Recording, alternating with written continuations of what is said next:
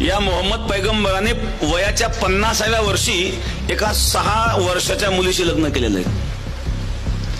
एक मनुष्य 50 वर्षाचा मनुष्य 6 वर्षाच्या मुलीशी लग्न करतो, यापेक्षा कोणता अत्याचार असू शकतो? ज्यांचे आदर्श असे आहेत ते काय वागतील? या मुस्लिम धर्मामध्ये स्त्रियांवर जे हत्या घडतात त्याला कारण आहे, अत्याचाराचं हेच कारण आहे की त्यांचे आदर्शच अत्याचारी होते.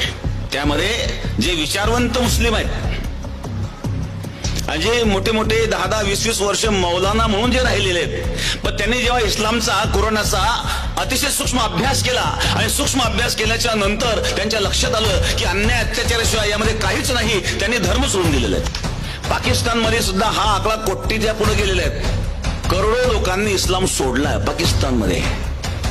एखाद्या गावामध्ये तुम्ही बघा, 10,000 लोकसंख्येचं गाव असेल, त्या ठिकाणी 100 मुसलमान असले तर सुरक्षित आहे. पण 10,000 मुसलमानांमध्ये 100 हिंदू सुरक्षित आहेत का?